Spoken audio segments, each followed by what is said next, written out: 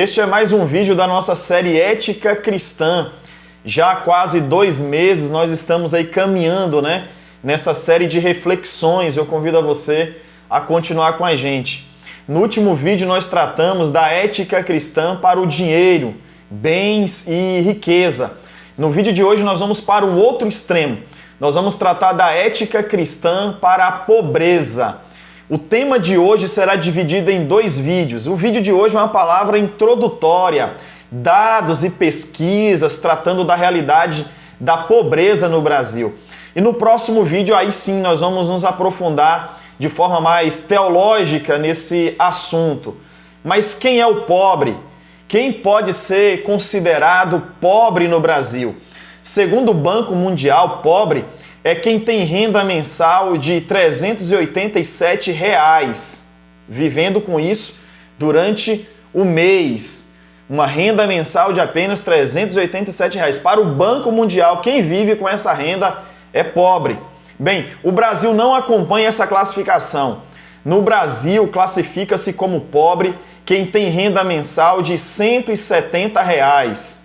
Viver com R$ 170 por mês é considerado uma realidade de pobreza no Brasil. Estima-se que há no Brasil 40 milhões de pessoas na linha da pobreza, ou seja, 40 milhões de pessoas vivendo com apenas R$ 170 por mês. No Brasil, 8% da população, ou pouco mais de 16 milhões, são considerados extremamente pobres.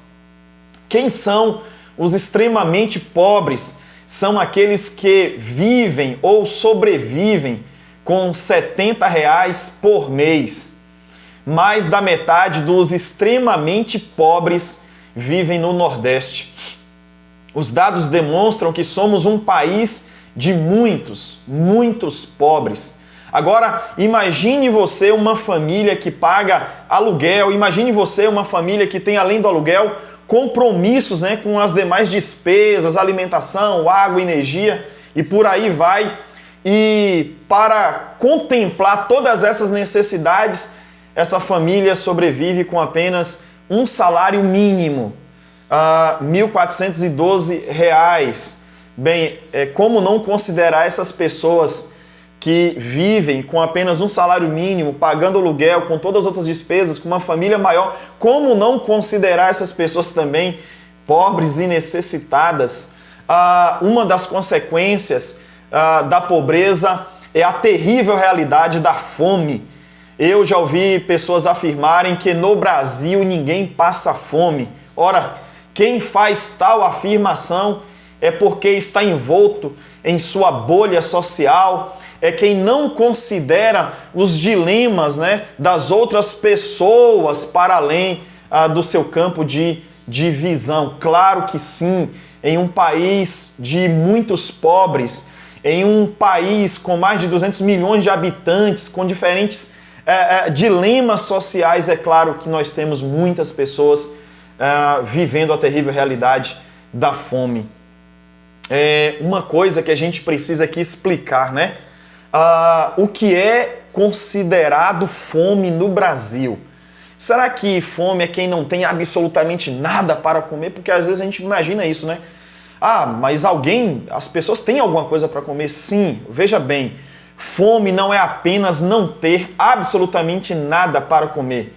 Fome é não ter condições normais e regulares de alimentação. Por exemplo, a família toma café, mas ela não tem o que comer no almoço ou no jantar. Então isso é fome. Como diz o jargão popular, é trocar o almoço pela janta. Isso é fome. Fome é não ter absolutamente nada, mas fome também não é ter as condições regulares. Então, repito, às vezes a família até toma ali o seu humilde café, mas as pessoas não sabem o que vão comer, por exemplo, no meio-dia ou à noite. Quais as explicações para a pobreza? Por que existem pessoas pobres? Quais são as explicações? Eu já ouvi explicações absurdas para a pobreza, como, por exemplo, preguiça, falta de dedicação, falta de fé, maldição. E até já ouvi gente dizer que algumas pessoas são pobres porque Deus sabe que muitas delas não podem ter dinheiro e bens. Nada mais ridículo para explicar as muitas realidades de pobreza. Quantas pessoas trabalhadoras, hein? Mas mesmo assim vivendo a realidade da pobreza. Quantas pessoas dedicadas, quantas pessoas de muita fé, mas mesmo assim vivendo uma realidade de muita necessidade. Muitas explicações ridículas e absurdas para um dilema tão complexo, para um dilema tão cruel. Bem, vamos falar de fato dos fatores geradores de pobreza. Primeiro, fatores políticos, corrupção, falta de vontade e amor político. Também temos os fatores socioculturais, a reduzida instrução, discriminação social, exclusão social, crescimento muito rápido da população, fatores naturais, desastres naturais, doenças como, e a gente pode incluir as epidemias e pandemias, problemas de saúde em geral, doenças mentais, deficiência física, vícios, fatores históricos como a exploração colonial, insegurança, guerras e genocídios. Nós temos também o fator do capitalismo selvagem que explora ao máximo a mão de obra pobre, pagando sempre o mínimo para que possam alcançar o maior lucro possível, lucros cada vez maiores em nome da exploração do pobre, da mão de obra necessitada. Acúmulo ganancioso de riqueza, isso gera desigualdade social ou desigualdade econômica. E aí?